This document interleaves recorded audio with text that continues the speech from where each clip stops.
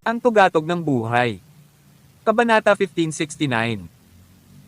Nang sabihin niyo ni Soraya, nanlaki ang mga mata ng lahat ng miyembro ng pamilya Melves. Ano? Kasal sina Alex at Soraya. Paano ito posible? Magpinsan sila na may kaugnayan sa dugo. Noong una ay nagpanik si Lexia dahil nag-alala siya sa buhay at pagkamatay ng kanyang anak. Ngayon nang mabalitaan niyang nagtatalik ang kanyang anak at pinsan, pakiramdam niya ay guguho na ang buong mundo niya. Soraya, why you? Totoo ba ang sinasabi mo? Kailan ito nangyari? Sabi ni Soraya, iyon. Nangyari ito noong natrap ako sa Moonlight Lake noong ilang araw. Galit na galit si Lexia. Alex, ang tanga mo. Sa oras na ito, maging si Brittany ay nabigla. Alam niyang medyo katawa-tawa ang kanyang anak sa mga babae, ngunit hindi niya inaasahan na maging si Soraya ay. Bagamat hindi karaniwan para sa mga magpinsan na magpakasal sa isa't isa noong sinaunang panahon, hindi ito pareho ngayon. Kumunat ang noo ni Freya at tumingin din kay Alex. Kalmado ang mukha ni Alex habang sumagot, Soraya Melves, nagkamali ka. Hindi kami nagkaroon ng anumang anyo ng relasyon. Ang lahat sa Moonlight Lake ay isang ilusyon lamang na pinagpapantasyahan mo. Hindi ko lang inaasahan na maiisip mo ang mga bagay na iyon. Pinili ni Zachary Xavier na magsalita sa sandaling ito, tama, mapatutuhanan ko ito dahil kasama ko si Alex sa buong panahon. Sa isang iglap na mula ang mukha ni Soraya. Imposible, imposible. Siya ay isang babae na humahanga sa malakas. Kung hindi siya mahuhulog sa tagapangalaga ng Divine Constabulary, si Sean Baker, sa simula. Matanda na siya para maging ama niya. Ang lakas ni Alex ay labis na nabighani sa kanya, at kahit na alam niyang pinsan niya ito, nahulog pa rin siya ng malalim at hindi na niya nagawang pakawalan ang sarili. Sa madaling salita, ito ay isang pantasya sa loob ng isang ilusyon. Ibinaon niya ang sarili sa isang magandang mundo kung saan itinuring niya ang kanyang sarili bilang babae ni Alex at minsan ay napag-isipan niyang buntis siya sa anak ni Alex sa kanyang tiyan. Gayunpaman, ngayong nasira na ni Zachary ang kanyang mga pantasya, hindi na niya ito matiis. Nagsisinungaling ka. Nagsisinungaling ka. Napakaganda ng relasyon mo sa kanya. Siyempre, magsisinungaling ka para sa kanya. Alex, paano mo ako natrato ng ganito? Nakalimutan mo na ba kung gaano tayo kasaya noong mga panahong iyon? Nagtiwala kami sa isa't isa sa gitna ng mga bulaklak sa ilalim ng liwanag ng buwan. Lumuhad pa kami sa ilalim ng buwan at sinabi ang aming mga panata at pumasok pa kami sa silid ng kasal. Akala ko buntis ako sa anak mo pero, sorry, hindi ko kaya. Ngunit maaari pa rin tayong magsikap. Talagang bibigyan kita ng isang malusog na sanggol na lalaki. Napatulala ang mga miyembro ng pamilya Melves. Noong una ay inakala nilang lahat na pinilit ni Alex ang sarili kay Soraya, ngunit ngayon ay tila hindi ito ang kaso. Bilang karagdagan, noong panahong si Soraya ay nakulong sa Moonlight Lake, siya ay nakasakay sa isang bangka at ang mga ilang araw na iyon ay isang crescent moon. Saan nagmula ang mga bulaklak at liwanag ng buwan? Wala ring mga bridal chambers. Puro pantasya lang ang naisip niya. Soraya, kailangan mong magpatingin sa psychiatrist. Pagkatapos tumingin si Alex kay Geronimo na protektado ng dalawang Grandmaster at sinabi kay Brayden, wala akong pakialam kung ano ang mangyayari sa iba pang miyembro ng pamilya Melves, ngunit huwag mong hawakan ang aking lolo, si Geronimo. Kapag hinawakan mo siya, sisirain ko ang buong pamilya ng Lomax. Hindi ko iiwan ang manok. Ikinumpas niya ang kanyang kamay. Ang espada ng Dragon's Bane of 36 na nakaipit sa lupa ay lumipad ng daan-daang metro pataas sa hangin. Sa himpapawid, ang 18 talam ay nagsanib sa isa. Thousand Sword Tactics, bumalik. Ang espada na kasing laki ng barko na 30 hanggang 40 metro ang haba ay dumaong sa isang vilya na may boom. Sa isang iglap, gumuho ang buong vilya. Pinalot ng patay na katahimikan ang buong eksena. Ito ay isang babala sa pamilya Lomax at gayon din sa pamilya Melves. Si Luna na nakatayo sa gilid ay napatingin kay Alex. Dati, ang babaeng ito ay walang pakialam kay Alex at halata sa mga mata nito ang paghamak. Sinabi pa niya na hindi siya kwalipikadong maging bayaw. Gayunpaman pagkatapos na isiwalat ni Alex kung ano ang nasa kanya tila nagbago ang kanyang pananaw. Ang kanyang mga mata ay kumikislap at isang pahiwatig ng pagpapahalaga ang makikita. Si Richie Asterisk. Tinulungan ni Alex si Brittany na umalis sa compound ng pamilya Melves. Sinundan din sila ni Freya at ng kanyang mga kapamilya. Tawag. I-Freak. I-Click. I-Subscribe kwentong nobela. Kabanata 1570. Hawak-hawak pa rin ni Brayden Lomax si Justin Melves sa kanyang mga kamay. Napatingin siya sa nasirang villa at tumawa ng malakas. I really didn't expect na ang mga apo ni Jeronimo ay magkakaroon ng ganoong karakter sa kanila. Kawawa naman kayong lahat, Melves bulag. Personal mong itinaboy ang isang tunay na talento at kinuha pa ang buhay ng aking anak. Ang mga salita ni Brayden ay nagpahiya sa maraming tao mula sa pamilya Melves. Kapag naisip nila kung gaano natural na nilalabanan ang mga kasanayan ni Alex at ngayon ay mayroon na siyang koneksyon sa mga tao ng Mayor Ridge, magiging isang higanti siya sa mga lalaki sa hinaharap. Higit pa rito, siya ay isang napakatalino na doktor na kayang pagalingin ang cancer. Sa mga kamay ni Brittany, mayroong isang sobrang sikat na kumpanya ng kosmetiko, ang Lush Cosmetics. Gayunpaman, ngayon lahat sila ay walang kaugnayan sa pamilya Melves. Sabi ni Lexia, Brayden, isa lang ang apo ko. Ang responsable sa pagkamatay ni Troy ay dapat ang kanyang kasintahan pati na rin si Freya. Bagamat itinago ng aking apo ang mga katotohanan, hindi siya nagkasala ng kamatayan, tama ba? Kung papatayin mo siya, siguradong hindi ka bibitawan ni Jeronimo. Bakit hindi natin pag-usapan ito? Anong kabayaran ang gusto mo? Mabangis ang mga mata ni Brayden. Gusto ko ang buhay niya. Anong gagawin mo dyan? Sa sandaling ito, isang matandang lalaki ang lumabas mula sa mga disipulo ng pamilya Lomax at bumulong ng ilang bagay sa tainga ni Brayden. Nagulat si Brayden tapos sabi niya, fine. Ayos lang sa akin na hindi siya patayin, ngunit gusto ko ng dalawang bagay mula sa pamilya Melves. Si Richie Asterisk. Nang makalabas sila ng Melves family compound, napatigil si Alex nang may tumawag ng babae. Ang dalaga ang naglabas ng video noon. Lumapit siya at lumuhod na may kasamang Todd sa harap ni Alex. Ginoo. Alex. Pakiramdam ni Alex ay kakaiba ito kanina. Ang dalagang ito ay handang kunin ang video. Hindi ba siya natatakot na itakwil ng kanyang mga kasamahan? Hindi lamang nasa video ang buong proseso ng paghaharap, mayroon ding mga mukha ng ilang mayayamang ikalawang henerasyon doon. Ang mga kahihinatnan ng kanyang paggawa nito ay katumbas ng pananakit sa bawat isang tao sa video na iyon. May itatanong ka sa akin. Biglang naintindihan ni Alex. Sinabi ng kabataang babae, ginagawa ko, mangyaring, iligtas ang aking ama, si Mr. Alex. Anong nangyari sa tatay mo?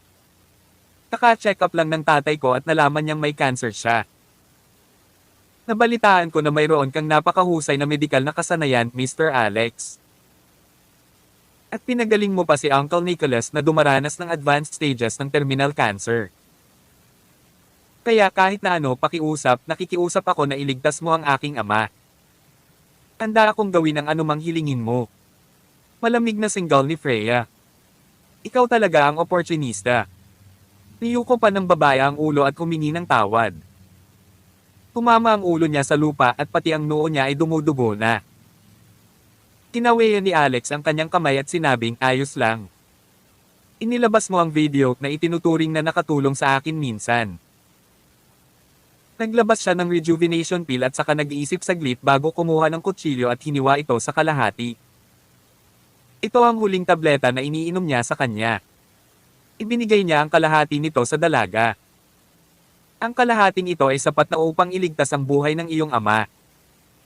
Ngayon, wala na tayong utang sa isa't isa. Sandaling natigilan ang dalaga. Hindi niya inaasahan na ang paggamot para sa cancer ay napakasimple. It was Luna who said in surprise, a rejuvenation pool. Maaari nitong iligtas ang isang tao mula sa bingit ng kamatayan, laman man o buto at pahabain ang buhay ng 10 taon. Gamit ang pill na ito para gamutin ang cancer, mayaman ka talaga at sobrang humihinga.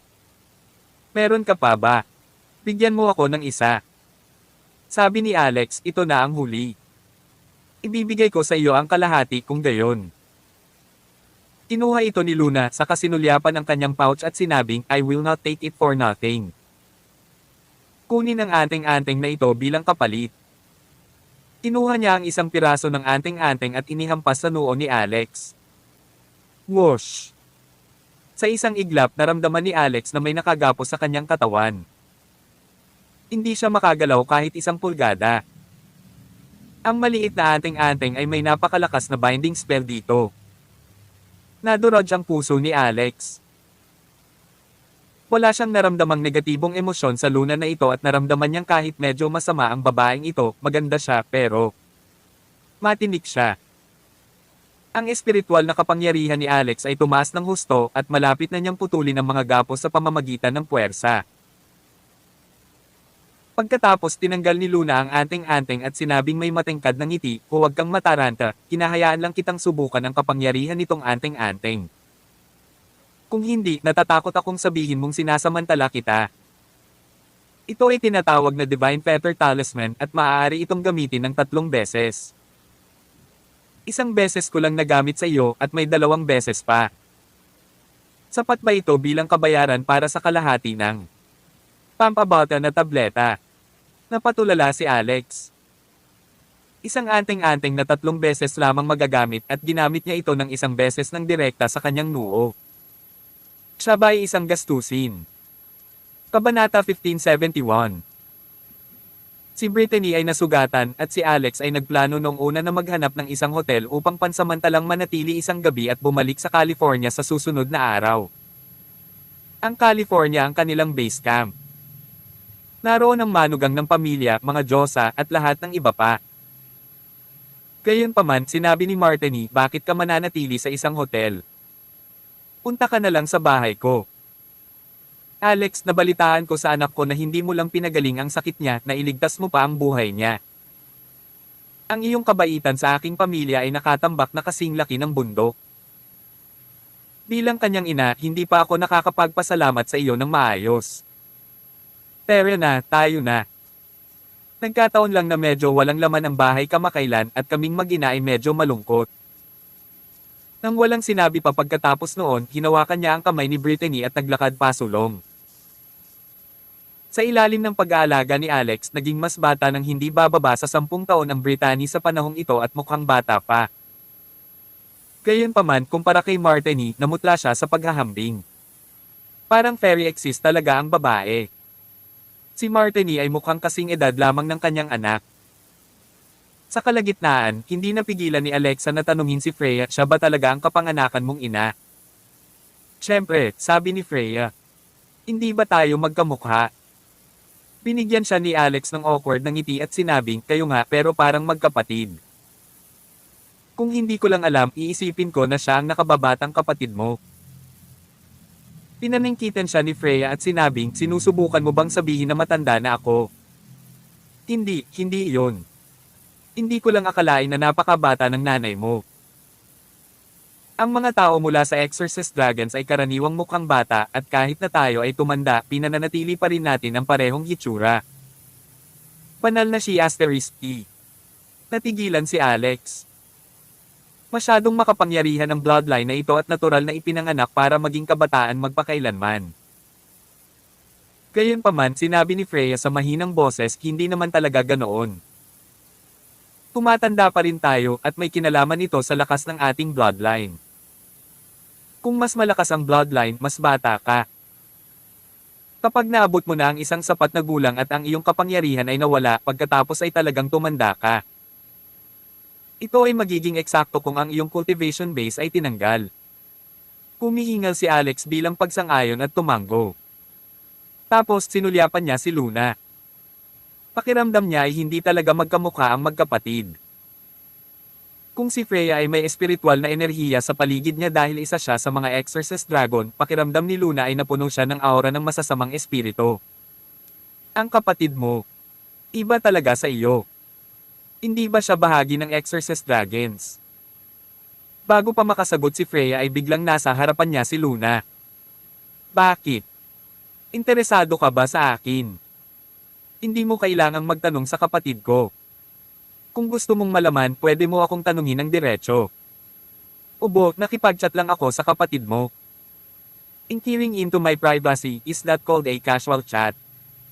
Freya, bawal kang magpahayag ng anumang bagay na may kinalaman sa akin sa kanya. Oh, nakuha ko, sister.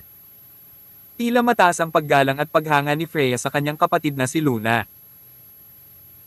Makalipas ang mahigit kalahating oras, sa wakas ay nakarating na sila sa bahay ni Freya sa isang villa complex na tinatawag na Blue Heavens Lake.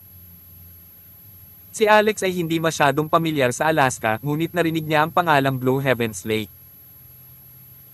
Ito ang pinakamarangya at mamahaling villa complex sa lungsod at ito ay nasa tuktok ng pinakamalaking lawa ng Alaska. May bulong-bulungan na kahit ang pinakamurang villa dito ay nagkakahalaga ng halos $200 milyong. Ang kapaligiran sa loob ay kilala bilang isang 6-star rating scenic area. Hindi niya inaasahan na nasa ganoong lugar ang tahanan ni Freya.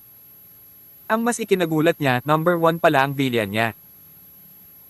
At ito ang pinakamalaki, pinakamagandang locus yung villa sa kabuuan ng Blue Heavens Lake na may market value na hindi bababa sa $2 bilyong. Katumbas ito ng pagiging pinakamarangyang villa sa buong Alaska. Pagkapasok sa villa, ngumiti si Martini at sinabing, umupo ka kung saan mo gusto. Hindi kailangang maging magalang. Freya, gumawa ka ng isang kaldero ng tsaa para sa ating mga bisita. Masunuring pumunta si Freya. Si Luna naman ay nagubad ng sapatos at diretsyong tumalon sa sofa na nakatapak. Ikinukot ang kanyang mga binti sa ilalim niya, pinaikit niya ang kanyang mga mata at pinagmamasdan ang bawat galaw ni Alex na parang lawin. Pagkatapos makipagpalitan ng ilang karaniwang pagbati, lumabas si Freya na may dalang isang kaldero ng tsaa. Biglang tanong ni Martini kay Alex, Alex, I'll call you Alex, okay? Ano ang tingin mo sa anak ko, Freya? Saglit na natigilan si Alex, pagkatapos ay sumagot, magaling siya. Umiti si Martini at sinabing, be more specific. Magbigay ng ilang paglalarawan. Tawag. I freak. I-click. I subscribe kwentong nobela. Kabanata 1572. Medyo nahiya si Alex. Ito. Actually, matagal na tayong hindi magkakilala. Minsan na lang kaming dumaan sa mga mapanganib na sitwasyon at wala kaming masyadong alam sa isa't isa. Sabi ni Martini, parang hindi tama. Ang tunay na damdamin ay nakikita sa mahihirap na panahon at kahit na may kakilala sa iba sa buong buhay nila, maaaring hindi pa rin nila naiintindihan ang isa't isa, habang ang ilang mga tao ay maaaring makadama ng koneksyon sa unang tingin, pati na rin ang pag-ibig. Tumango si Alex. Tama iyan. Si Freya ay matapang na kumilos at malakas ang loob na tanggapin ang responsibilidad sa kanyang mga aksyon at siya ay napakabayani. Cam. So, maganda ba siya? Tumango si Alex. Kung iiling-iling siya, makakasakit iyon sa kabilang partido. Tapos naayos na. Alex, siya na ang magiging asawa mo simula ngayon. Natigilan sina Alex at Brittany. Kumunot ang noo ni Luna. Tita, ipinagbibili mo ba ang anak mo rito? Hindi ako sumasang-ayon dito, sa tingin ko kailangan pa nating obserbahan ang batang ito ng mas matagal. Siya ay katamtaman sa kanyang martial arts at medyo hindi mapag-aalinlanganan. Walang problema sa kanyang saloobin kung siya ay malalagay sa isang mapayapa at maunlad na mundo, ngunit kapag siya ay pumunta sa kabilang panig, siya ang magiging pinakamabilis na mamatay. Ayokong mabalo ang kapatid ko sa murang edad. Medyo natulala si Alex. May mga bahagi ng sinasabi ni Luna na hindi niya naintindihan. Anong kapayapaan at maunlad na daigdig, at ano ang ibig niyang sabihin sa panig na iyon? Hindi siya pupunta kahit saan. Nang tuluyang bumalik sa katinoan si Brittany, sinabi niya kay Martini, hindi mo naman siguro alam ito pero may asawa na ang anak ko. May asawa na siya. Hindi niya inaasahan na tetango si Martini. Alam ko pero ayos lang. Hanggat pumayag sila, ang aking anak na babae ay maaaring maging isa sa kanyang mga asawa. Nanlaki ang mga mata ni Brittany, sinong ina sa mundo ang gustong maging asawa ng iba ang kanilang mga anak na babae. Ano pa hindi ka panipaniwala para sa isang tulad ni Martin Mayer na ang antas ng paglilinang ay halos kasing taas ng isang immortal na talagang magsabi ng ganoong bagay. Kay ikaw. Seryoso ka. Sobrang seryoso ko, mataimtim na sagot ni Martini. Hindi na nakapagpigil pa si Freya. Nay, huwag na kayong makinig sa kalokohan ni Dad. Hindi ko pa gustong magpakasal maging isang babae. Isa pa, nalason ako. Hindi ko alam kung hanggang kailan ako mabubuhay. Ano? Nalason ka ba? Anong klaseng lason? Ang Pill of Seven Poisons mula sa Witch Call. Ano ang sinabi mo, ang call to ng witch? Napatalon bigla si Martini. Imposible, talagang imposible. Tanong ni Freya, ano ang imposible, Nay? Umayos din si Luna, nanginginig ang magagandang mata. Dapat nawasak na ang call to ng witch 25 taon na ang nakalilipas at kahit ang pinagmulan ay nawasak. Paano pa sila nariyan? Sagot ni Martini, tama. Ako ang personal na sumisira sa kanila. Gayunpaman agad siyang kumilos upang tingnan ang katawan ni Freya at napangiwi siya. Ito talaga ang 7 poisons of the witch cult. May ilan pa kaya sa kanila sa labas? Freya, sino ang naglason sa iyo? Binanggit ni Freya ang pangalan ni Trevin Lambert mula sa West Yukon. Agad namang tumayo si Luna. Pupunta ako kaagad sa West Yukon.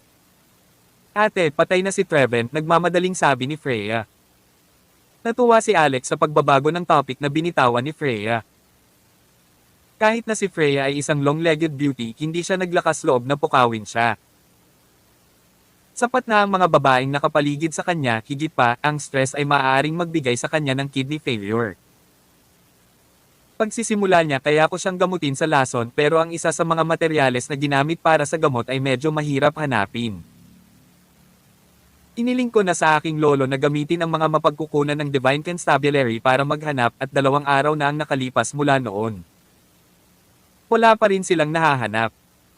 Anong uri ng gamot na sangkap ito? Dragon Blood Vine. May alam akong lugar na mayroon nito. Tanong ni Alex, saan? Kaijaya Valley. Sagot ni Luna. Tawag. I-Prick. I-Click. I-Subscribe kwentong nobela. Kabanata 1573. Si Richit Asterisk. Sa pamilya Melves, sa oras na magising si Jeronimo, nakaalis na ang pamilya Lomax.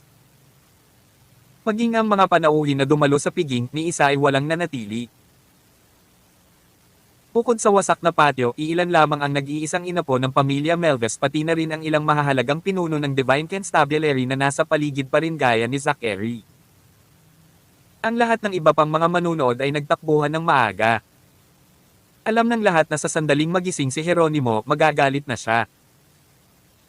Walang handang maging isa na pasanin ang bigat ng isang martial honor martial artist. Lalo na't si Jeronimo na yata ang pinakanahiyang martial honor sa buong bansa. Nang ikwento ni Zachary ang buong kwento sa kanya, halos wala na sa isip si Jeronimo. Nang makitang matagal na nakaluhod sa lupa sina Justin at Nathaniel na walang ibang mapaglalabasan ng galit, pumunta siya sa harap at pinalo sila ng kanyang mga kamao at paa. Dalhin mo ang talam. Ngayon, personal kong papatayin ang 2 hindi karapat-dapat na inapo. Nang makitang papatayin na talaga ni Jeronimo sina Justin at Nathaniel, kinuha ni Lexia si Stephanie at ang lahat at sabay na lumuhod. Jeronimo, si Justin ang nag-iisang lalaking nagmula sa pamilya Melves. Hindi mo siya mapapatay. Kung papatayin mo siya, mamamatay ang pamilya Melves. Pare, huwag mo silang patayin. Huwag. Kung kailangan mo, sa halip ay patayin mo ako. Kasalanan ng ama kung hindi nakapag-aral ang anak. Handa akong bayaran ito ng aking buhay. Nag-init ang ulo ni Jeronimo. Sa huli, sa pangungumbinsi ng 2 Grandmaster, mailalabas lamang niya ang kanyang galit sa pamamagitan ng pagbugbog sa kanila.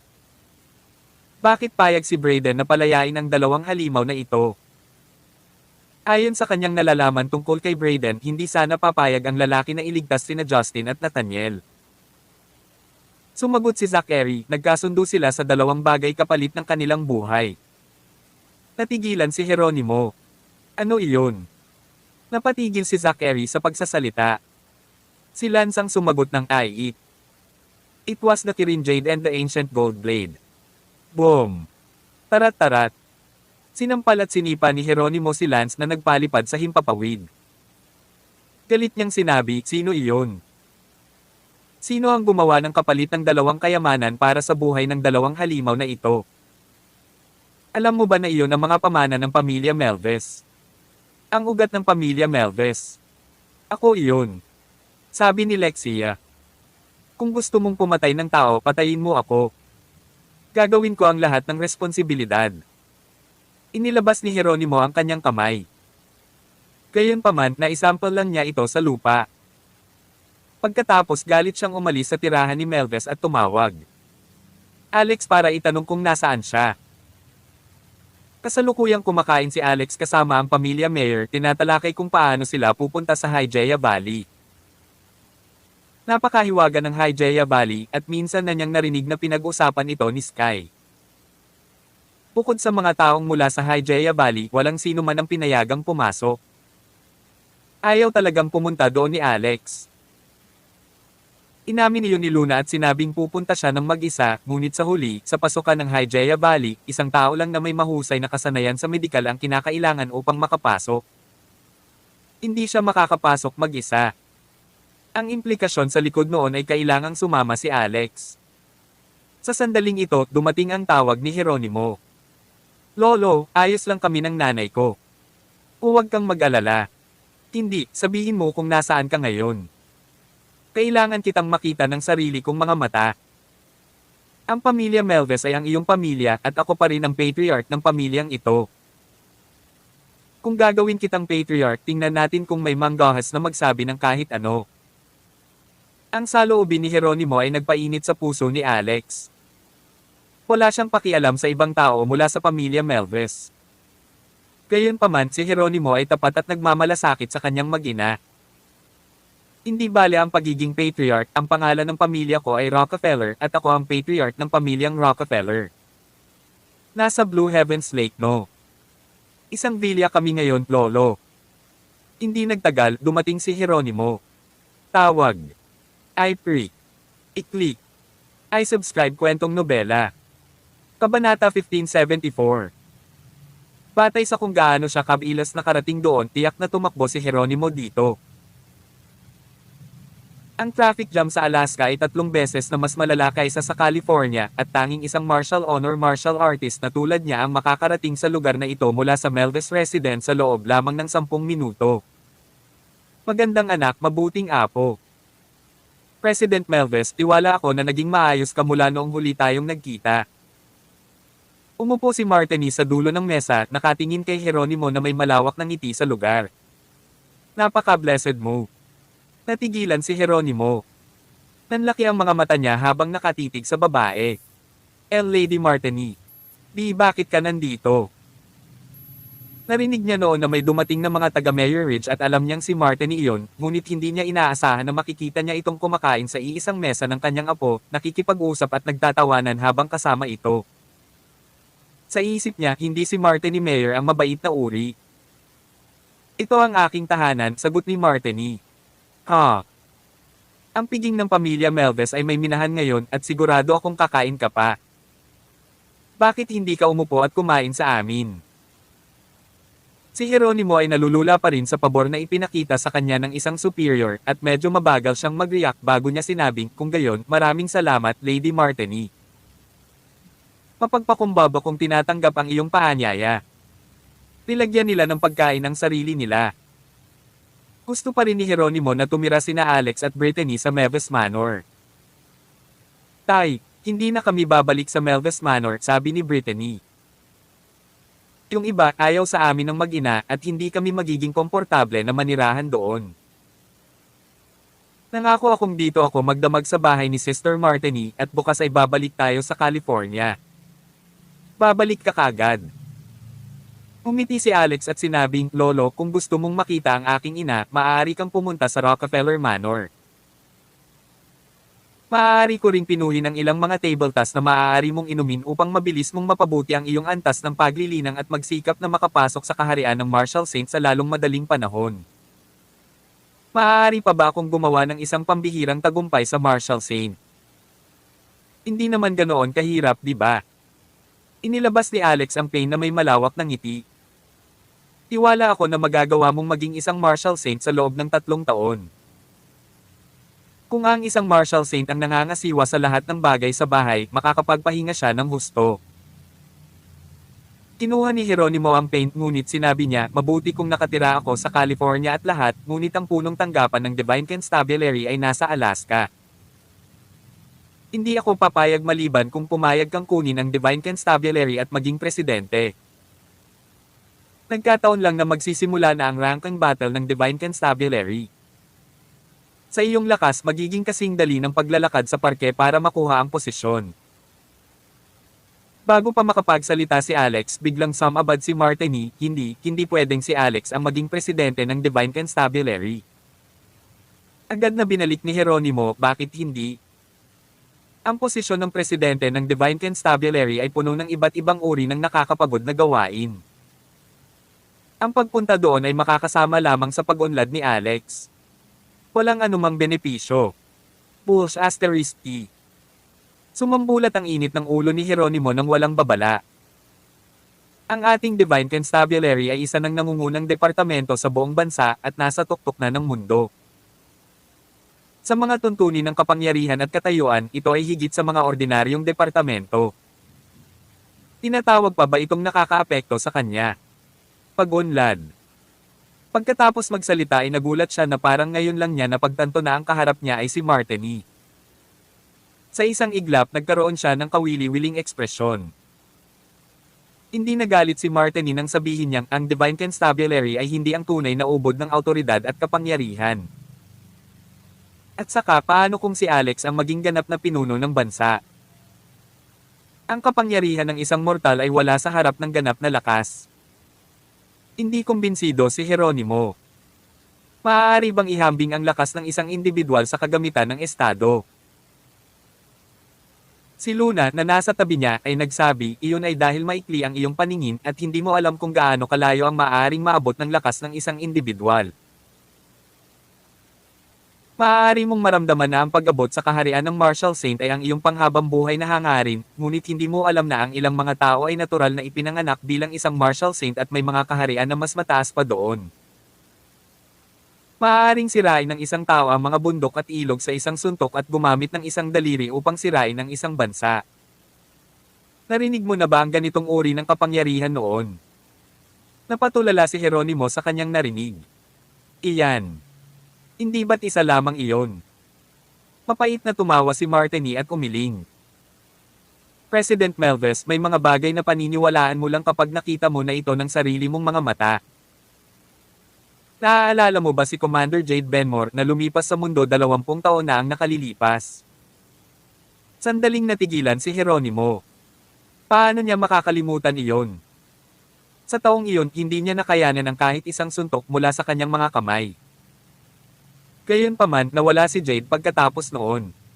Hindi ba siya patay? Umiling si Martini. Siyempre hindi. Matagal nang nalampasan ni Commander Jade ang kaharian ng Marshal Saint, 20 taon na ang nakararaan at ngayon ay isang mas makapangyarihang pag-iral kaysa sa may isip mo. At ngayon, sa mapayapa at maunlad na panahon ng Amerika, dapat nating pasalamatan si Commander Jade at marami pang iba sa kanilang dedikasyon sa paggawa nito. Kung wala ang kanilang nakamamatay na pakikibaka noon, ang bansa ay kinulayan ng pula ng dugo matagal na ang nakalipas. Nanlaki ang mga mata ni Jeronimo. Ay ito. Ano ang nangyayari sa mundo? Kabanata 1575. Dahan-dahang umiling si Martini. Wala akong masyadong masabi sa iyo kasi top secret lang. Wala kang sapat na clearance kahit bilang presidente ng Divine Constabulary. Narinig ni Jeronimo ang kalahati ng kwento at napukaw ang kanyang interes. Gayunpaman, ang iba ay hindi na nagsalita pa. Parang isang babae na nag-aaraw sa isang lalaki at umalis kaagad pagkatapos. Hindi ba't ito ay sadyang pinukaw siya? Biglang may naisip si Jeronimo. By the way, nang biglang nag-disband ang Flying Eagles na pinamunuan ng White Jade Commander noon, may kinalaman din kaya ito sa top secret na ito? Masasabi ko lang sa iyo na ang mga miyembro ng Flying Eagle noon ay buhay pa at bawat isa sa kanila ay mas malakas kaysa sa iyo. Sagot ni Martini. Ngayon, sa tingin mo ba ay mas mabuting si Alex ang pumalit sa pagiging presidente ng Divine Constabulary at ang kanyang hinaharap ay walang limitasyon doon? Naramdaman ni Jeronimo ang pagkabigla at pagkagulat na dumaan sa kanya at wala siyang maisip na sasabihin. Si Richit Asterisk. Pinoproseso pa rin ang nangyari sa piging ng pamilya Melves. Para sa hindi mabilang na mga mandirigma, hindi lamang sila muntik ng mapatay, mayroon ding mga pinsala mula sa mga kahihinatnan ng kanilang mga aksyon. Bukod dito, nakakita sila ng isang pag-iral na mas malakas kaysa sa isang tao sa kaharian ng martial honor. Hindi mabilang na mga tao ang pinag-uusapan pa rin ang kanilang nakita sa isang tasa ng tsaa. Tumayo sa mga shell at bumaba mula sa kanila sa manipis na hangin, tao pa ba ang taong iyon? Napakalakas ng Sky Devil Zither. Kahit isang martial honor ay hindi ito mapigilan. Pagkatapos pakinggan ang kalahati ng kanta, mahigit libo-libo ang halos mamatay doon. At ang malaking espadang iyon sa langit, ano iyon? Dahil napakaraming tao sa eksena noong panahong iyon, mahirap pigilan ang pagkalat ng balita. Sa lalong madaling panahon sa internet, WhatsApp, Twitter, mga forum, makikita ng isang impormasyong ito sa lahat ng dako at sa iba't ibang mga site ng video. Maging si Dorothy, na nasa California, ay nalaman ng tungkol dito. May tumawag kay Alex. Ano ang nangyayari? Kakapunta mo lang sa Alaska at napakalaking bagay ang nangyari. Si Freya ba ay isang taong may magandang background? Tumanggo si Alex, makapangyarihan ang nanay niya at ang kapatid niya. Sa palagay ko ay hindi ko rin sila kayang pantayan. Kailangan mo ba akong puntahan? Hindi na kailangan. Magkaibigan sila, hindi magkaaway.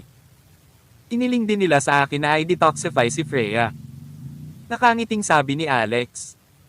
Pero, may narinig din akong medyo malabong balita. Sinabi nila na ito ay lihim at hindi maaaring malik. Hintayin mo akong bumalik at hahanap ako ng ilang oras para kausapin ka ng detalyado tungkol dito. Sige, mag-ingat ka. Nang ibaba na niya ang tawag kay Dorothy, tumawag si Beatrice. Bro-in-law, nasa balita ka na naman. Oo. Bro-in-law, okay ka lang. Nakita ko ang mga taong iyon ay talagang makapangyarihan. Posible bang hindi mo sila matalo? Huwag kang mag-alala. Mabuti kung ganoon. Kuya, nag-aaral din ako ng martial arts ngayon. Sa susunod na pagkikita natin, susubukan ko ito laban sa iyo. Si Richit Asterisk. Sa kabilang panig, ang ilan ay napatay sa tirahan ng Melves o nasugatan ng Sky Devil Zither na natural na ayaw nitong humiga. Ang ilan ay tumakbo sa mga pahayagan at ang ilan ay ginamit ang kanilang mga koneksyon upang bigyan sila ng presyon, umaasa na mabigyang hustisya ang pumatay. Gayunpaman, wala sa kanila ang nakakuha ng kanilang nais. Ang Department 6 ay ipinadala at sila ay lumapit at winalis ang lahat sa ilalim ng alpombra. Si Richit Asterisk. Kasabay nito, nakaupo si Draco Crane kasama ang isang medyo may edad na lalaki. Ang nasa katanghaliang gulang na lalaking ito ang pinakamataas na opisyal sa bansa na kasalukuyang namamahala sa kalayaan ng impormasyon, si Clyde Ziegler. Sinabi ni Clyde kay Draco, Elder Crane, ngayong kumakalat na ang impormasyon at mga video kung saan-saan, malapit ng malantad ang mundo ng martial arts. Sigurado ka bang hindi natin kailangang takpan ito? Madali itong magdulot ng gulat sa mga mamamayan at malamang na makakaapekto rin ito sa mga pinahahalagahan ng mga kabataan sa ngayon. Kinaway-kaway ni Draco ang kamay niya. Nakatanggap lang ako ng balita na si Commander Jade ay nasugatan at maging ang mga Flying Eagle ay tinamaan ng husto. Ang base number 19 ay nakuha na. Tawag. I-pre. I-click. I-subscribe kwentong nobela. Kabanata 1576. Ano? Pati si Commander Jade ay nasugatan. Tumayo si Clyde, puno ng pagtataka at pagkagulat ang mukha niya. Pagkatapos umupo siya at sinabing mukhang lumalala na ang labanan doon. Tumango si Drago. Sinong nagsabing hindi? Ayon sa impormasyong ipinadala ng Flying Eagles, ang aktual na sitwasyon ay maaaring mas masahol pa kaysa sa naisip natin. Umabot na sa puntong nangangailangan ng agarang atensyon. Ang pag-asa lamang sa kapangyarihan ng Flying Eagles ay hindi sapat. Kaya pinaplano kong itayo muli ang Hidden Dragon at mag-recruit ng mga tropa. Sinabi ni Clyde sa mahinang boses, Elder Crane, ibig bang sabihin ay balak mong isa-publiko ang sitwasyon doon? Hindi pa ito umabot sa puntong iyon, ngunit sa ilang mga kaso, oras na upang ilabas ito sa publiko ng dahan-dahan. Sa sandaling masira ang linya ng depensang iyon, ito ay magiging isang sakuna.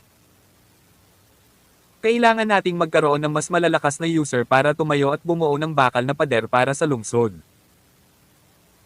Sa makatuwid, hindi mo kailangang pagtakpan ang nangyari sa Melvis Manor, ngunit kailangan din itong itulak. Panahon na para sa mga martial arts masters na ipaalam ang kanilang pag-iral. Itinuro ni Clyde ang daliri niya, it's such a big matter. Hindi ba dapat pag-usapan natin ito ng kaunti kay Chief? Pinisil ni Elder Crane ang kanyang mga kamay at inilabas ang isang bagay, inilagay ito ng bahagya sa mesa.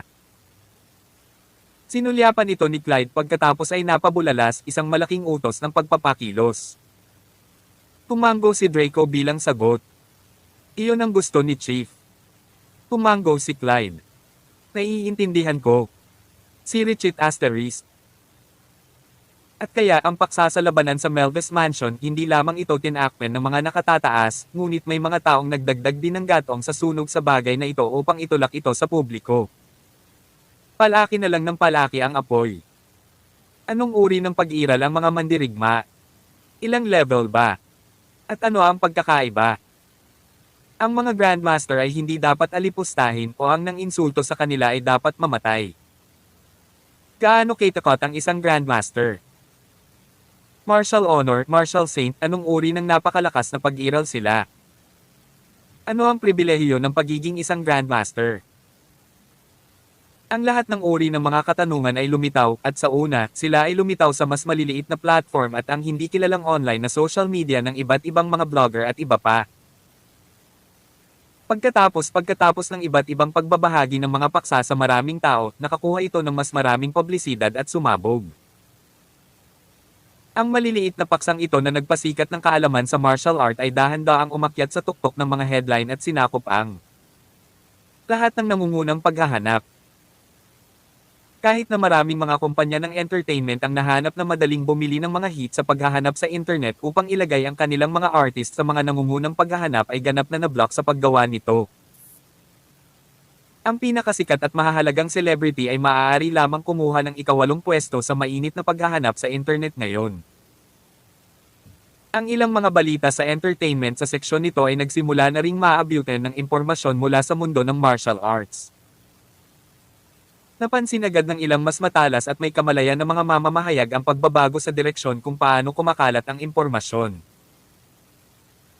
Dati kapag nagulat sila ng ganoong balita, tatanggalin ang artikulo at ang ilang mga mamamahayag ay haharanggan pa sa muling pag-post. Pero ngayon, nagbago na ang sitwasyon. Si Richard Asterisk. Alas 11 na ng gabi at maging ang opisyal na media ng bansa ay nagsisimula ng humina para sa araw na iyon. Nagustuhan ng pinakamakapangyarihang opisyal na media ng bansa ang isang video. Ang video ay tungkol kay Martini na naglalakad ng mabagal mula sa himpapawid habang tinatapakan ng mga pistachio shell na lumulutang sa hangin. May caption din na may naka-upload na video, "We can prove that this isn't any special effects." Boom! Tarat-tarat! Ang social media ng Amerika ay ganap na sumabog. Maging ang opisyal na media ng bansa ay sumulong at iyon ang oryentasyon ng opinyon ng publiko. Iyon ay hindi ilang small-time media na maaari nilang bitawan. Ang impormasyon tungkol sa mundo ng martial arts ay orihinal na puno ng misteryo at sa sandaling ito ay lumitaw sa mundo, ito ay lubos na hinahangad. Ngayon, walang mga paghihigpit dito at hindi mabilang na mga tao ang nagsunog ng langis sa hating gabi ng ilang magkakasunod na gabi. Marami sa kanila ang sumubok na maglabas ng mas mahiwagang impormasyon tungkol sa mundo ng martial arts. At ang ilan ay gagawin ang lahat ng kanilang makakaya upang makakuha ng mas maraming trapiko sa kanilang mga artikulo o pahina. Hindi nila makuha ang kanilang mga kamay sa mga aktwal na video, ngunit maaari nilang ihabi ang kanilang mga kwento at gumawa ng mga pekeng video. Maaari nitong linlanggan ang publiko upang makakuha ng malaking bilang ng mga pag-click at view. Parang sa isang gabi lang, ang terminong mandirigma at martial artist ay naging karaniwang salita sa bawat sambahayan. Ang mundo ay nagbabago. Si Wayne Larson, na nasa Michigan, ay bumulong sa sarili habang nag-swipe sa kanyang telepono. Kabanata 1577. Nalaman lang ni Alex ang napakaraming balita at impormasyon kinabukasan. Obviously, wala siyang masyadong pakialam dito. Para sa kanya, ito ay ang kanyang pang-araw-araw na buhay at isang katotohanan. Karamihan sa mga tao sa kanyang panig ay alam ang tungkol sa mga ito at kung alam ito ng mga ordinaryong tao o hindi ay hindi mahalaga. Bumalik siya sa California kinabukasan kasama si Brittany. Si Luna ay isang dagdag na tao na sumama sa kanila. Ang Hialeah Valley ay medyo malayo sa Alaska ngunit medyo malapit ito sa California. Kung gusto nilang hanapin ang Dragon Bloodvine, mas madaling simulan ang paglalakbay mula sa California. Para naman kay Martini, tila nababahala siya sa impormasyon tungkol sa kultong witch. Umalis si Freya at ang kanyang ina upang sundan ang landas ng witch cult pagkatapos makakuha ng ilang impormasyon mula kay Alex. Tungkol naman kay Alex, hindi niya basta-basta maiiwan ang lahat para matulungan si Freya sa bagay na iyon dahil kailangan pa niyang pumunta sa Hialeah Valley. Iniling niya si Martini at iyon ay upang matulungan siyang mangolekta ng maraming bagay na nauugnay sa mga pattern ng pagbuo hanggat maaari. Si Richie Asterisk. Pagkarating sa California, iniwan muna sila ni Luna. Bibigyan daw niya ng 2 araw si Alex bago sila umalis papuntang Hialeah Valley. Matapos malaman na bumalik na sa normal si Brittany, bumalik din sina Waltz at Maya. Sa pagkakataong ito, kahit ang pamilyang Essex ay dumating. Ito ay medyo masigla. Nabuhay ang espiritu at mood ni Brittany at bumili siya ng napakaraming sangkap at lahat ay gumawa ng ilang tart bilang isang pamilya. Para kay Alex, ito ay pambihira. Noong naroon pa si William, naging abala si Brittany. Saan siya nagkaroon ng oras para gumawa ng tart? Hindi ba't maganda ang ginawa ng yaya? Nang ma-accident si William, mas naging abala si Brittany. Mula sa oras na siya ay nagising kalahating taon na ang nakalipas, pakiramdam niya ay hindi siya nagluto ni isang pagkain. Maraming uri ng tart. Vegetarian, karne, karamelo, at lahat ng uri ng prutas. Sa katunayan, ang mga gumagawa ng tart sa paligid ng mesa ay ang mga hindi marunong magluto. Tungkol naman kay Alex na kadalasang chef, hindi siya sumali. Ang mga tart na ginawa nila ay hindi pantay at hindi ang pinakamaganda, ngunit doon ang saya, hindi ba? Kaya lang parang may kakaibang atmosphere sa pagitan ng ilang babae. Ang magkapatid na Essex ay tila ibinukod ni Waltz at ng iba pa. Sila ay nahahati sa 2 magkakaibang paksayon.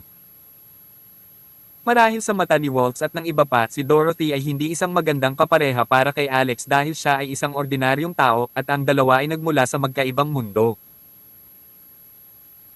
Gayunpaman kung alam nila na ang ordinaryong tao na ito ay si Tita Rockefeller na sinunod nila ang mga salita at kahit na medyo natatakot, ano ang kanilang mararamdaman. Lahat ay kumakain ng tart nang may pumasok. Kuya Alex. Si Sky Melves iyon, kapitan ng Divine Constabulary ng California. Bago dumating si Sky ay tinawagan na niya si Alex. May hawak siyang malaking kahon na naglalaman ng mga alchemy materials na nakolekta niya. Nakuha na niya ang lahat ng material na panggamot na kailangan upang maibalik ang kanyang energy core at hiniling kay Alex na tumulong sa pagpino ng isang pool na tinatawag na Energy Recovery Pill. Bilang karagdagan, hiniling din sa kanya ni Alex na tumulong sa pagbili ng isang batch ng mas karaniwang ginagamit na medikal na material upang pinuhin ang espiritual na tabletang demonyo. Saktong dumating siya dahil kakabusog lang nila ng tart. Dala nila ang mga panggamot na materyales at tumungo upang pinuhin ang mga table tasks.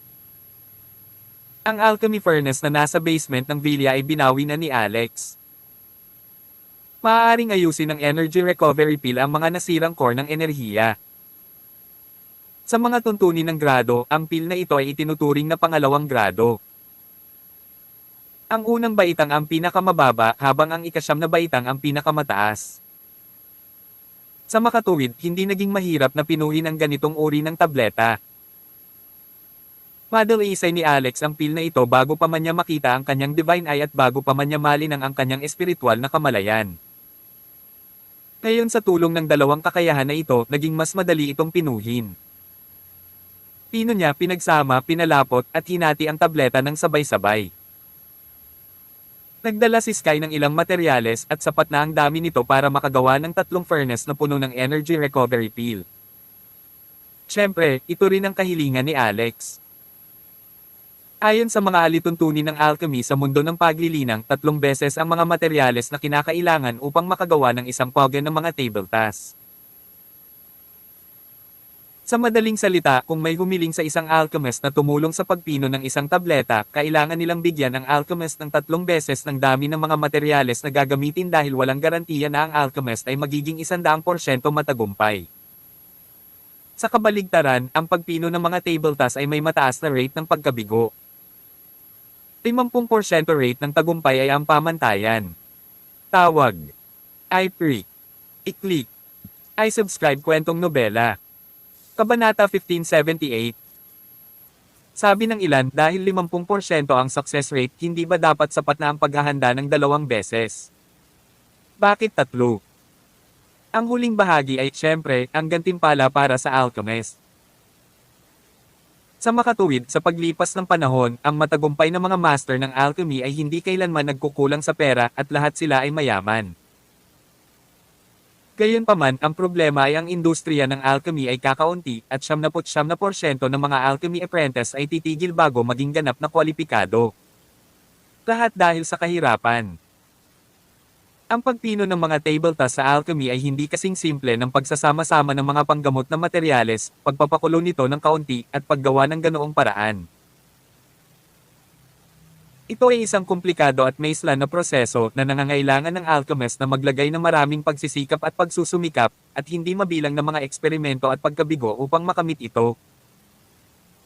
Mayroong libu-libong mga panggamot na materyales sa buong mundo at bawat isa sa kanila ay may iba't ibang katangian. Simula-mula sa pagiging isang alchemist, ang mga mapagkukunan na kinakailangan upang dumaan sa prosesong ito ay hindi maisip. Kung hindi minana ni Alex ang mana ng kanyang mga ninuno, hindi siya maaaring maging alchemist. Ito ay isang malaking jackpot. Whoosh! Binuksan ang pogen. Sa loob ni Pino ni Alex ang 5 energy recovery pills. Ang rate ng paggamit ng mga materyales ay umabot sa isang kahangahangang 50%. Pagkatapos sa isang spurt of energy, natunaw ni Alex ang natitirang bahagi ng mga materyales.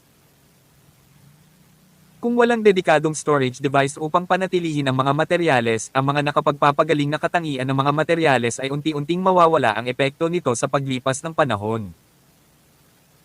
Para sa mga ganitong bihirang materyales, ito ay itinuturing na isang napakalaking basura. Mayroong 6 na table task sa pangalawang pogen at ang rate ng paggamit ng mga materyales ay 60%. Mayroong 7 table task sa ikatlong pogen at ang rate ng paggamit ng mga materyales ay 70%.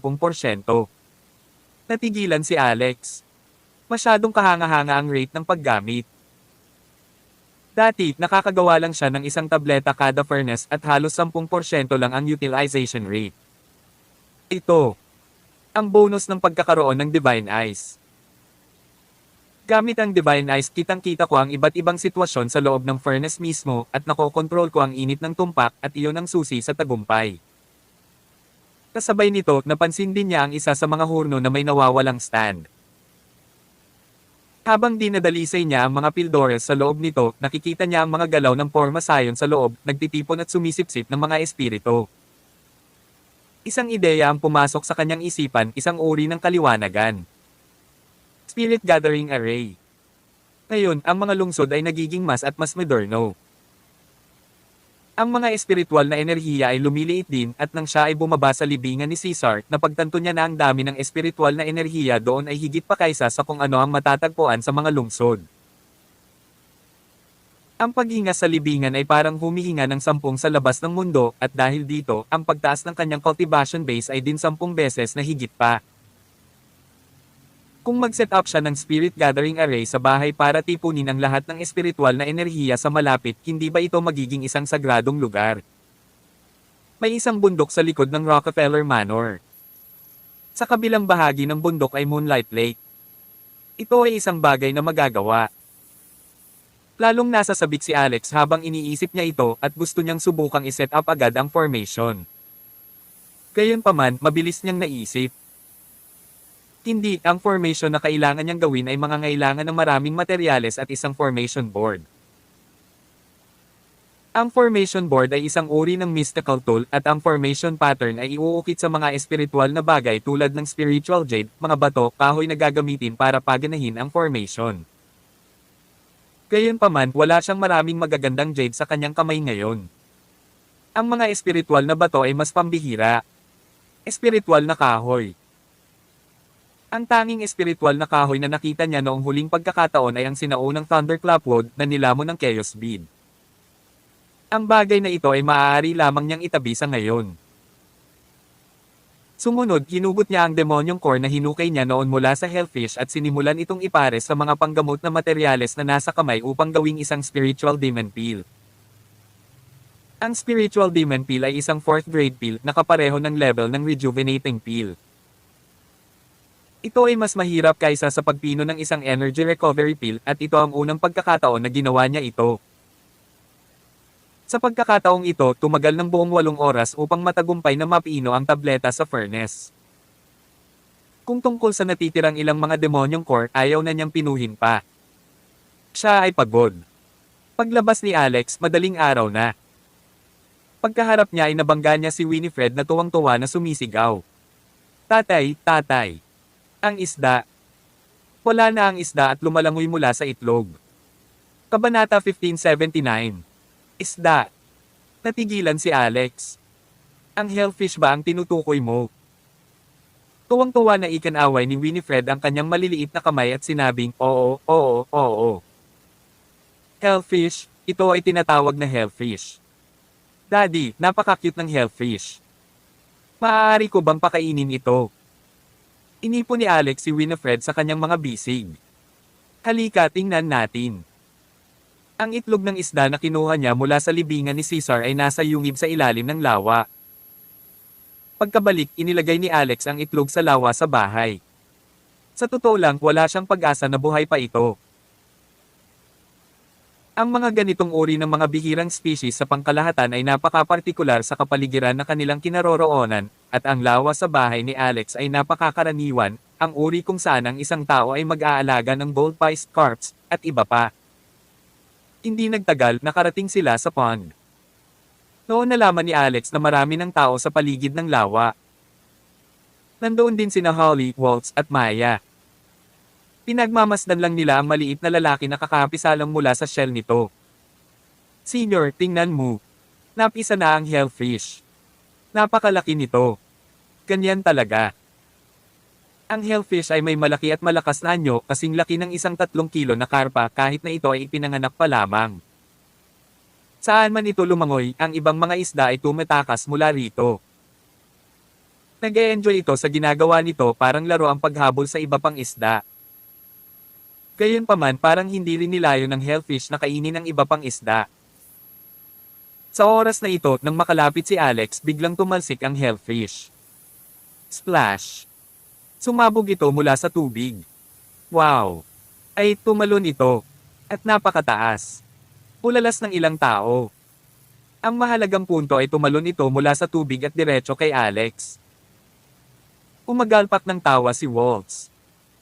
Senior, ikaw ang nagbalik nitong itlog ng isda.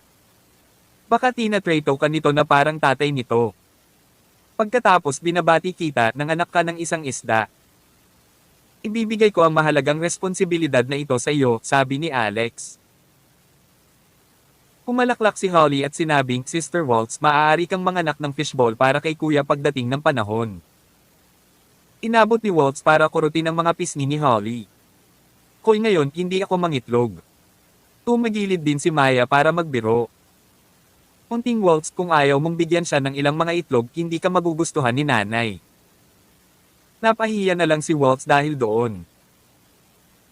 Sa oras na ito, nahuli ni Alex ang hellfish at ang bagay na ito ay sumigaw ng ho-wo-wo na ikinagulat ng lahat. Kamangha-mangha ang isda na ito. Pwede pang umiyak. Sabi ni Winifred sa kakaibang boses. Hindi ito umiiyak. It's just how the hellfish sounds like, paliwanag ni Alex. Pagkatapos na pagtanto niyang sinusubukan ng isda na tutok ang lagayan sa kanyang baywang at ginamit pa nito ang bibig upang kumagit dito. Daddy, anong ginagawa nito? Nagugutom ba? Pumalo ng puso ni Alex. Naglabas siya ng spiritual demon pill. Ngayon, ang reaksyon ng hellfish ay naging mas matindi. Lalong lumakas ang iyak nito. Parang batang naiinip na pakainin at gustong ubusin ng spiritual demon pill. Senior, anong klaseng gamot yan? Tanong ni Waltz. Isang spiritual demon pill na pinainom mula sa demonyong core ng hellfish. Hindi kaya naaamoy nito ang hininga ng kanyang ina. Habang sinasabi niya iyon, itinapon ni Alex ang tableta sa bibig ng hellfish. Pagkatapos, tumigil ito sa paggalaw. Patay na ba? Namatay ba ito sa pagiging puno? Ang isang tableta sa ika-4 na baitang ay tila medyo malakas at hindi ito kakayanin ng mga ordinaryong isda. Hindi ito patay. Tingnan mo, gumagalaw pa rin ang mga palikpik nito. Ang iilan sa kanila ay nagtipon sa paligid nito, nag-uusap sa isa't isa. Sa wakas, napagpasyahan nila na ang hellfish ay malamang na nakatulog. Tawag. I-pre. I-click. I-subscribe kwentong nobela. Kabanata 1580. Inihagis ni Alex ang hellfish pabalik sa lawa bago nagtanong, nandito pa ba si Captain Sky? Sagot ni Maya sa kanya, matagal na siyang umalis. Inaasahan mo ba siyang maggagabi? Pumimik si Alex bilang tugon pagkatapos ay kinuha ang spiritual demon pills at hinati ito kina Waltz, Maya, at Holly, binigyan sila ng tig-10 piraso.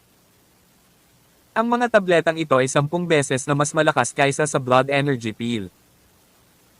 Magdahan-dahan kapag ubusin mo ang mga ito at mabuti para sa iyo na magsanay ng magkasama. Pupunta ako sa Divine Constabulary para hanapin si Captain Sky. Hindi niya layunin ang paghahanap kay Sky. Sa totoo lang, gusto niyang hanapin si Shochiko. Para kay Alex, naalala na si Shochiko ay mula sa Hygeia Valley. Alam ni Sky na nagtagumpay si Alex sa pagpino ng energy recovery pill kaya natural siyang natuwa. Nang maglabas si Alex ng 3 pildores, hindi handa ang kanyang puso. Bakit 3? Matagumpay mo bang napino ang mga tabletang ito mula sa 3 bahagi ng mga materyales na ibinigay ko sa iyo? Ito ay isang bagay na sasabihin ng isang taong hindi nakakaalam ng alchemy.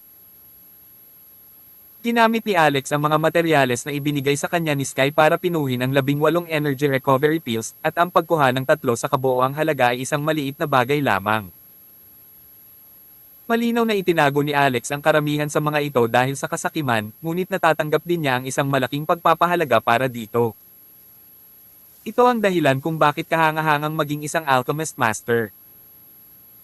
Sumagot si Alex, matagal nang nasugatan ang iyong energy core at maaaring hindi sapat ang isang tableta para maayos ang lahat. Sa 3 energy recovery pills sa kamay, hindi ito dapat maging problema. Nanlaki ang mga mata ni Sky sa excitement. Brother Alex, ito ay aking pinakamalaking karangalan at pribilehiyo na makilala ka. Simula ngayon, sworn brothers na tayo. Bakit ka reserved sa pamilya mo? Medyo nahiya si Alex. By the way, bumalik na ba si Miss Nanami kamakailan, Captain Sky? Mayroon akong isang bagay na kailangan kong humingi ng tulong sa kanya. Nanghihinayang sinabi ni Sky, speaking of which, medyo nag-aalala ako kay Miss Nanami. Pagkatapos niyang bumalik sa Hygeia Valley, nawalan kami ng kontak sa kanya. Ngunit wala akong kakilala sa Hygeia Valley na maaari kong kontakin kaya hindi ko matiyak kung nakarating na siya sa Hygeia Valley o hindi. Nang marinig iyon ni Alex ay napabuntong hininga na lamang siya. Inumin mo ang gamot. Hahanapin ko si Anna na makakausap ko. Saktong pagkasabi niya nun ay natanong niya si Anna Coleman. Ang babae ay sabik na naghihintay sa paglabas ni Alex sa opisina ng kapitan. The moment she saw him, she rushed to him and wrapped both arms around Alex like a snake. Master, bakit ngayon ka lang dumating? Alam mo ba kung gaano katagal bago mo ako makita? Sabi mo tuturuan mo ako ng bagong martial arts pero nakalimutan mo na ako. Malakas na damiin ang dibdib niya sa dibdib ni Alex at pinatigas siya nito. Tahimik siyang sumilip at nalaman niyang medyo lumaki ang dibdib nito. Ang mga babae ay talagang hindi makatwirang mga espesyalidad. Paano pa sila magpapatuloy sa pag-unlad sa ganitong edad? Iniwas niya ang tingin at inayos ang sarili. Hindi pa ba ako babalik ngayon? Kinuha ni Alex ang 2 pirasong A4 na papel na may mga nakasulat na salita pati na rin ang isang larawan. Ang nilalaman ay tila sapat na simple upang maunawaan. Ano ito? Ito ay isang mind map para sa iyo. Maaari mong ituring ito bilang isang pamamaraan ng paglilinang upang palakasin ang iyong panloob na enerhiya, sagot ni Alex. Kahit na binago mo ang Dragon Toss Punch noong nakaraan, hindi ito malaking pagbabago. Sa pamamaraang ito ng paglilinang, dapat mong ganap na mabago ang iyong mga buto at ito. Binato niya ito ng isa pang bote ng pills. Narito ang 30 blood energy pills. Kumuha ng isa bawat ibang araw hanggang sa matapos mo ito. Ngayong naabot na niya ang half-step core formation, halos walang silbi sa kanya ang blood energy pill. Kahit na kinuha ito ni Waltz, hindi ito magbibigay ng anumang benepisyo sa kanya. Nararapat lamang na ibigay ito kay Ana. Salamat sa iyo, Master. Wax. Nagtanim ng halik si Ana sa labi ni Alex. Nagkataon lang na dumaan si Ted Summers at nakita ang eksenang ito. Nako, hindi mo pala gusto ang mga babae, Ana. Pagwala. Sige, alis na ako. Magpatuloy kayong dalawa. Magbabantay ako sa pinto at hindi ako papayag na may ibang pumasok para makita iyon. Sa mga taong maaaring makakita ng eksenang ito, ito ay dapat nakasamahan ni Ana. Sa isang iglap na mula ang mukha niya hanggang sa dulo ng tenga dahil sa kahihiyan. Sinaman siya ng tingin ni Alex. Mag-iingat ka sa susunod, huwag ka na ulit ganyan. Ibinaba ni Ana ang kanyang ulo. Sige, mag-iingat na ako sa susunod. Mag-ingat ka sa ano? Mag-ingat na huwag makita. Magsanay ng husto para sa akin at ipapakilala kita sa isang kasintahan sa susunod. Hindi ka na bata kung tutuusin. Nang marinig iyon ni Ana ay namutla siya. Siya ay lubos na taos puso sa kanyang damdamin para kay Alex ngunit hindi niya naiintindihan ang puso nito. Si Richie Asterisk. Mabilis na lumipas ang 2 araw. Sa ikatlong araw, dumating si Luna na kumakatok sa kanyang pintuan. Pagkatapos sila ni Alex ay nagtungo sa Hygeia Valley. Kabanata 1581. Sa expressway. Mayroong pinakamataas na antas ng Ferrari sports car. Mabilis ang sports car at nalampasan nito ang hindi mabilang na mga kotse. Tumingin si Alex sa dashboard na nagpapakita ng bilis na aabot sa 330 yarda. Tahimik niyang inilapag ang Mystic Armor sa buong katawan niya. Narinig niya na ang isang Ferrari ay madudurog pagkatapos ng pagbagsak. Sa bilis na ito, medyo nagpanik din siya. Ang pangunahing dahilan ay hindi siya ang driver kundi si Luna. Nang makita niyang pinapanatili niya ang bilis na ito habang tumitingin pa rin sa tanawin, nagkaroon ng gana si Alex na idiin ang kanyang kamay sa kanyang mga mata. Napansin mo ba na medyo maganda rin ang tanawin sa kahabaan ng expressway? Hindi mo kailangang magmaneho ng napakabilis. Hindi kami nagmamadali. Sabi ni Alex. Nagmamadali ako, sagot ni Luna. Tapos hindi na nagsalita si Alex. Iba talaga ang mga karakter ni Luna at Freya. Bagamat hindi naging maayos sina Alex at Freya sa unang pagkikita nila dahil sa alitan, nagtagpi-tagpi naman sila. Nalaman ni Alex na siya ay isang medyo masigasig na babae at mahusay na kumilos. Kapag kailangan niya si Freya, siya ang magkukusa na humakbang pasulong at bumangon sa okasyon. Halimbawa, habang ginalugad nila ang libingan, maraming beses, nagkusa si Freya na umakyat sa kabila ng panganib. Si Luna naman, walang kontrol si Alex. Hindi normal ang ugali niya. Ito ay malalim at misteryoso. Gayunpaman, malamang na alam din ni Alex na hindi sila magkadugo ni Freya. Si Freya ay mula sa lahi ng Exorcist Dragons. Tinanggap ni Luna si Freya bilang hipag kaya pinsan niya talaga si Freya. Matapos ang 3 oras na paglalakbay, bumaba ang sports car sa highway at inilihis sa silangan. Patuloy na nagmamaneho si Luna papunta sa isang county na napapalibutan ng malalaking bundok. Nalaman ni Alex sa pamamagitan ng navigator na ito ay halos 1,000 kilometro mula sa California. Nakarating na sila sa bahaging ito ng Witch Mountain Range at ang mababang chassis ng Ferrari ay nagtapos sa kanilang biyahe patungo sa county sa kalagitnaan. Sa kabila nito ay hindi pantay na mga kalsada sa bundok. Hindi ka dapat nagmaneho dito sa isang sports car. Well, imposibleng tumawid ngayon, tama ba? Nagkibit balikat si Alex at sinabing, maaari ka pang magmaneho ng sirang Santana. Uminto si Luna. Hindi ko sinabi sa iyo na ako ang magdadrive ng kotse sa bundok, tama? Sabi ni Alex, okay, hahanap ako ng kotse na may mataas na chassis. Pinart ni Luna ang sasakyan at lumabas. Hindi, gagamitin natin ang daluyan ng tubig. Makalipas ang 5 minuto, nakarating silang dalawa sa tabing ilog. Gayunpaman, ang ilog ay walang laman. Walang bangka. Walang bangka na hindi mo pinaplanong lumangoy sa kabila, hindi ba? Siyempre, sa pagtatanim nilang dalawa, hindi naman naging problema ang pagtakbo sa mga alon. Gayunpaman, ito ay magiging lubhang nakakapagod. Bukod dito, ang lugar na ito ay mukhang napakalayo mula sa Hygeia Valley. Boom! Tarat-tarat. Sinipa ni Luna ang isang patay na puno sa tabing ilog at pinulot ito ng kanyang mga daliri, sinipa ito sa ilog. Wala ba doon? Sa sumunod na segundo, lumipad siya sa himpapawid at marahang dumapo sa patay na puno sa ilog. Sasama ka ba? Tinapakan ni Alex ang kanyang paa, itinaas ang kanyang katawan at mabigat na dumapo sa deadwood. Sa katunayan, hindi alam ni Alex kung ano ang feather walk.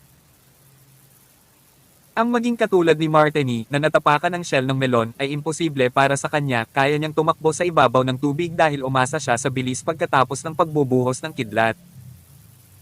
Kaya pagkatapos niyang matapakan ang deadwood, ang kahoy ay lumubog ng husto. Hindi inaasahan ni Luna na mangyayari ito.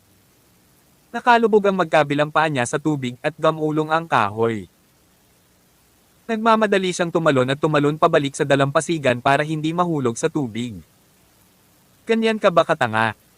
Nakakunot ang noo niya habang nakatingin sa basang sapatos. Nagmamadaling tinawag ni Alex ang Sword of the Universe para pigilin ang sarili. Sorry, hindi ako marunong maglakad. Akala ko medyo stable na ang bangka mo. Tawag. I-freak. I-click. I-subscribe kwentong nobela. Kabanata 1582. Sumagot si Luna, sinasabi ko kasing bigat ka ng baboy. Napahanga si Luna nang makita siyang nakatayo sa espada at sinabi niya, iiwan ko sa iyo ang natitirang bahagi ng daluyan ng tubig. Agad niyang tinabi ang basang sapatos at hinubad ang medyos. Gamit ang kanyang mga paa, gumawa ng mahinang paglukso si Luna at dumapo sa likod ni Alex. Siya ay malumanay at mapanlin lang na tumayo sa likurang kalahati ng Sword of the Universe, ituloy mo. Ang ilog na ito ay umaabot ng malalim sa Witch Mountain. Pagkatapos ng canyon, darating tayo sa bakana ng Hygeia Valley. Dapat ay magagawa natin ito bago sumapit ang gabi. Nakatayo silang dalawa ng medyo malapit. Ito ay dahil ang Sword of the Universe ay mahigit 1 metro na lamang ang haba. Nang magsalita si Luna, parang orchid ang hininga niya. Hindi alam ni Alex kung sinadya iyon dahil malapit ang labi nito sa tenga niya. Damang-dama ang mainit niyang hininga. Pero na. Pagkatapos niyang magsalita, ginamit ni Luna ang isang kamay para kumawit sa tiyan ni Alex. Bumaba ang tingin ni Alex sa kanyang maputi at payat na mga daliri at natulala. Tahimik niyang pinalaki at pinahaba ang Sword of the Universe. Gamit ang kanyang espiritual na kapangyarihan, pinaikot ni Alex ang Sword of the Universe at sumulong sa tubig. Tanong ni Luna, hindi ka ba marunong lumipad gamit ang espada? Matapat na sagot ni Alex, hindi ko pa alam kung paano. Tumango siya, gayon din, ang panimulang punto para sa paglipad ng imperial na espada ay ang core formation. Medyo pandak ka pa. Paikot-ikot silang dalawa sa tubig at medyo awkward na hindi magsalita. Nagkataon na maraming tanong si Alex. Tanong ni Alex, noong araw na iyon, narinig ko ang iyong hipag na nagsasabi na mayroong isang White Jade Commander sa pagsakop ng dugo. Sino itong White Jade Commander? Sumagot si Luna, ito ang pangunahing sikreto. Pagkatapos ng isang paghinto, bigla niyang sinabi, kung maipapangako mo sa akin ang isang bagay, maaari kong sabihin sa iyo ng kaunti. Ano ang kondisyon? Hindi ko na naisip. Sa ngayon, maaari mo muna itong itago. Hindi tanga si Alex. Paano siya makakasulat ng blankong check na ganito? Kaya, sabi niya kung gayon, ayoko malaman. Sa hindi inaasahang pagkakataon, kinurot ni Luna ang kanyang tiyan. Ang ganitong uri ng pagkilos ay karaniwang ginagawa lamang sa pagitan ng mga matalik na tao at tila napakahusay niya dito. Sa halip, nagsalita siya, si Jade, ang Flying Eagle Commander na sumikat 30 taon na ang nakalilipas, ay tinatakan bilang 5-star War General sa edad na 28 at ang tanging 5-star War General sa Amerika. Ngayon, mayroong siyam na Diyos ng digmaan sa ilalim niya. Bawat isa sa kanila ay sobrang eksperto. Walang nakakaalam kung ano mismo ang antas ng kanilang paglilinang. Ngunit ang bawat isa sa kanila ay isang pag-iral na iginagalang ng mga tao dahil sila ay nagdadala ng isang mabigat na responsibilidad sa malayo na nagbibigay daan sa atin upang magkaroon ng isang mapayapang mundo. Siya nga pala, Secondant ang tawag ko sa kanya. Natigilan si Alex habang nakikinig, I haven't heard of it nowadays. Nasaan ang malaking labanan? Umiling si Luna. Wala sa bahaging ito ng mundo. Anong ibig mong sabihin? Nagsimula ang lahat 30 years ago. Isang bulalakaw ang nahulog mula sa langit, 30 taon na ang nakalipas. Nagsisimula ng maging interesado si Alex, ngunit biglang tumigil si Luna sa pagsasalita. Anong nangyari pagkatapos noon? Gusto mo bang malaman kung ano ang susunod na mangyayari? Ay pangako mo sa akin sa isang kondisyon. Ayoko nang malaman. Sabi ng kapatid ko, may kabayanihan ka daw. Pero nakikita ko na isa ka lang oso. Malakas na tumawa si Alex, magiging oso ako kung madali akong mangako nang hindi ko alam kung ano ang nilalaman. Tinitigan siya ni Luna gamit ang magagandang mata nito. Hindi kita hahayaang gumawa ng bagay na labag sa iyong moralidad at konsensya.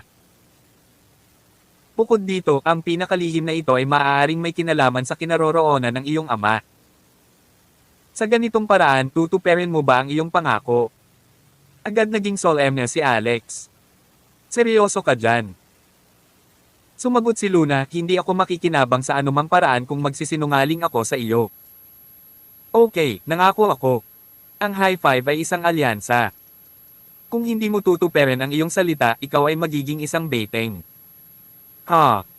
Ganito ba talaga kalupit? Matagal na nag-alinlangan si Alex. Sa huli, ang pangangailangan niyang malaman ang tungkol sa kinaroroonan ng kanyang ama ay nagtagumpay. Kaya naman 3 beses niyang hinampas ang palad niya sa nakalahad nitong kamay. Napangiti si Luna at sinabing, kung gayon, sasabihin ko sa iyo. 30 taon na ang nakalilipas, isang meteorite ang nahulog mula sa langit at sa silangang dagat ng Amerika. Bilang isang resulta, ito ay bumagsak sa isang sinaunang hangganan at lumikha ng isang puwang, at sa kabilang panig ng hangganan ay isa pang kontinente kung saan ang mga demonyong hayop ay laganap.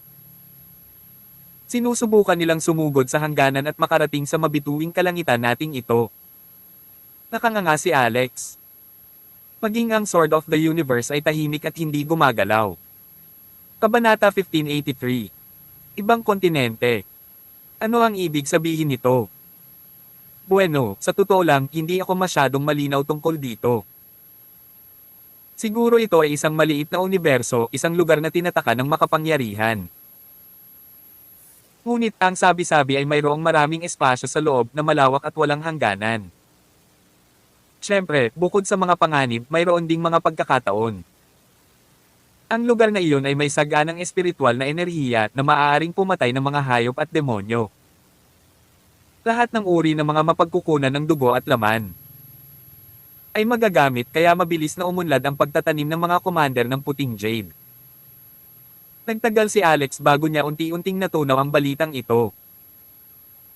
Sa katunayan, kapag nakakuha ng maraming impormasyon tungkol sa Ultimate Book of Medicine, mayroong maraming mga talaan tungkol sa maliit na universo, mga lihim na lugar, at iba pa. Ngunit hindi kailanman nakipag-ugnayan dito si Alex at bilang isang ordinaryong mamamayan ay hindi kailanman naunawaan na may ganoong lugar sa Amerika, kaya mahirap tanggapin ito.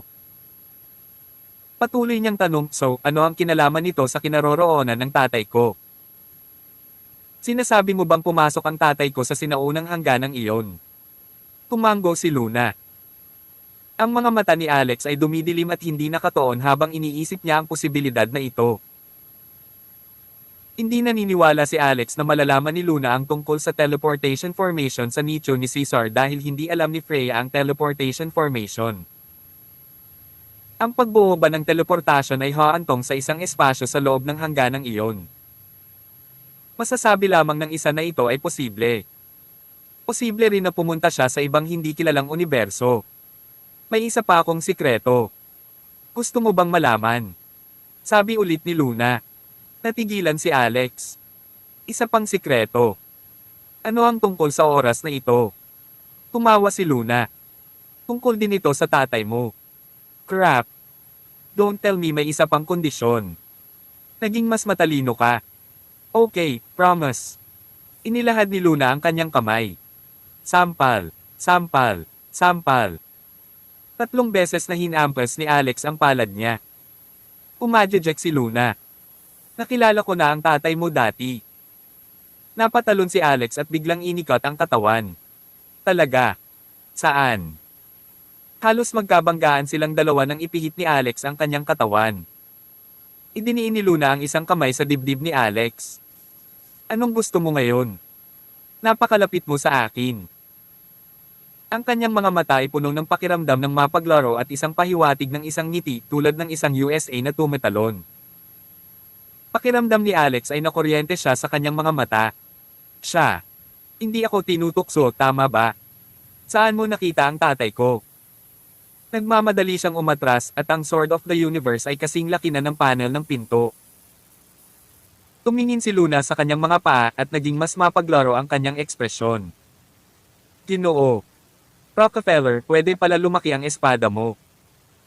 Pagkatapos sa buong paglalakbay, ginawa mo itong napakaliit, sinasadya mo ba akong samantalahin? Mabilis na itinanggi ni Alex, talagang hindi. Napabuntong hininga si Luna, do not judge a book by its cover. Sino ang nakakaalam kung ano ang nasa puso ng iyong lalaki? Well, to tell you the truth, noong nakilala ko ang tatay mo, diving dragon instructor pa siya, which was years ago. Hindi nakaimik si Alex. Ano ang gamit ng impormasyon mula sa nakalipas na mga taon? Sabi ni Luna, sinisikap kong sabihin na alam din ng iyong ama ang kontinenteng iyon na isa pang mensaheng libre para sa iyo. Ang meteorite na iyon na nahulog mula sa langit 30 taon na ang nakalilipas ay hindi lamang bumagsak sa isang sinaunang hangganan ngunit lumikha din ng mga lihim na kaharian ng sunod-sunod na lumitaw sa buong mundo. Ang ilang mga lihim na kaharian ay malaki habang ang ilan ay maliit. Ngunit may isang bagay na sigurado, ang bawat lihim na kaharian ay may iba't ibang ani. Kaya maraming malalaking kapangyarihan ang nakikipagkompetensya para sa mga lihim na kaharian na ang kanilang sukdulang layunin. Pagkatapos ng isang post nagpatuloy si Luna, nabalitaan ko na hindi ka pamilyar kay Dio mula sa pamilya Stormer sa Michigan. Sa katunayan, ang pamilya Stormer ng Michigan ay nagtataglay ng isang lihim na kaharian at si Dia ay tila nagpunta doon. Paano mo nalaman ang lahat ng ito? Natigilan si Alex. Gusto mo bang malaman pa? Magdagdag pa tayo ng isang kondisyon. Walang deal. Ibinoling ang kanyang katawan sa harapan, mabilis na nakontrol ni Alex ang Sword of the Universe at mabilis na lumipad pasulong. Sa lalong madaling panahon. Pumasok ang ilog sa loob ng Witch Mountains at tumagos sa canyon. Dumating na sila. Maririnig ang mga tunog ng unggoy sa magkabilang gilid ng ilog. Kasing ganda ng larawan ang tanawin dahil may mga berdeng bundok at asul na tubig. Isang malambing na tunog ang narinig. Si Luna na nasa likod ni Alex ay biglang naglabas ng Sky Devil Zither at nagpatugtog ng Zither tune. Gamit ang isang pares ng hubad na paa at nakaupo ng paalang sa Sword of the Universe, malumanay na hinubot ni Luna ang sitar gamit ang kanyang mga daliri at isang magandang himig tulad ng matataas na bundok at umaagos na tubig ang tinugtog. Ang himig ay ganap na umakma sa nakapalibot na tanawin. Natapos ang himig. Tumangala si Luna at tinanong siya, maganda ba? Tumango si Alex. Ayos lang. Nalungkot si Luna at napaham. Walang kwentang tao. Hindi mo mapupuri ang mga tao. Hindi ako nakaupo sa iyong parang suso na sirang espada. Biglang gumalaw ang mga string ng sitar. Tawag. I pray. I-click. I subscribe kwentong nobela. Kabanata 1584. Clang. Isang soundwave na parang pana ang bumaril sa kanila. Ibinaba ng kaunti ni Luna ang paa at tumalon sa soundwave na parang kidlat. Pinilisan niya ang soundwave art. Banal na she asterisk T. Ito ay masyadong F asterisk at sking exaggerated. Matigas ang panga ni Alex na baka hindi niya ito maisara ng ilang oras. Nang makita ang kanyang sitar na patuloy na tumutugtog habang siya ay humahakbang sa soundwave at lumalayo, nagmamadaling pinaandar ni Alex ang Sword of the Universe sa kanyang espiritual na kamalayan upang makahabol. Si Richit asterisk. Sa ibaba ng tuktok ng Witch Mountain. Sa itaas ng Witch River.